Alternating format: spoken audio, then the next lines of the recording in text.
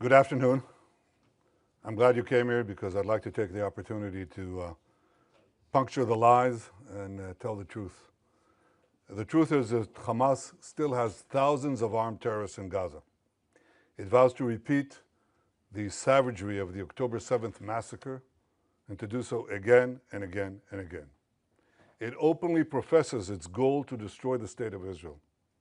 It subjugates Gazans. It steals their foods. It shoots them when they try to move to safe zones. And I think it's instructive that now many Gazans are fighting back. They're begging us, they're begging the world, free us, and free Gaza from Hamas. No nation can accept a genocidal terrorist organization, an organization committed to its annihilation, a stone's throw from its citizens. Our goal is not to occupy Gaza. Our goal is to free Gaza, free it from Hamas terrorists. The war can end tomorrow if Gaza, or rather if Hamas lays down its arms and releases all the remaining hostages. Gaza will be demilitarized. Israel will have overriding security responsibility. A security zone will be established on Gaza's border with Israel to prevent future terrorist incursions.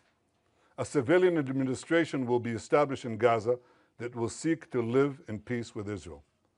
That's our plan for the day after Hamas, and let me summarize it. 5 principles for concluding the war. 1, Hamas disarmed. 2nd, all hostages freed.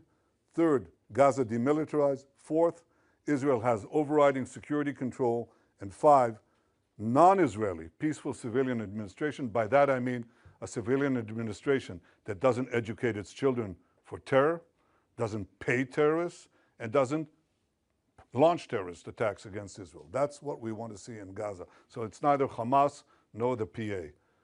That's our plan. Given Hamas's refusal to lay down its arms, Israel has no choice but to finish the job and complete the defeat of Hamas. Now, we've done a great deal.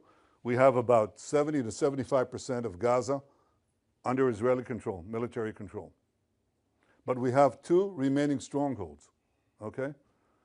These are Gaza City and the central camps in the Muasi. That's roughly, it's schematically presented here, but it's fairly accurate. Last Thursday, Israel's Security Cabinet, instructed the IDF to dismantle the 2 remaining Hamas strongholds in Gaza City and the central camps. Contrary to false claims, this is the best way to end the war and the best way to end it speedily. We will do so by first enabling the civilian population to safely leave the combat areas to designated safe zones. In these safe zones, they'll be given ample food, water, and medical care, as we've done before. And again, contrary to false claims, our policy throughout the war has been to prevent a humanitarian crisis, while Hamas's policy has been to create it. Since the beginning of the war, Israel has let in close to 2 million tons of aid. I know of no other army that has enabled such aid to go to the civilian population in enemy territory. Now, if we had a starvation policy, no one in Gaza would have survived after 2 years of war. But our policy has been the exact opposite. We let in, as I said, almost 2 million tons of aid and sent millions of text messages, millions of phone calls to Gazans to get out of harm's way. Yet in the last few months, Hamas has violently looted the aid trucks meant to get to Palestinian civilians. They deliberately created a shortage of supply. And the UN consistently refused, until recently, to distribute the thousands of trucks that we led into Gaza through the Kerem Shalom crossing. So our problems, we've had tons of uncollected food rotting on the Gazan side of the border because the UN was and still is unwilling to deliver all of it.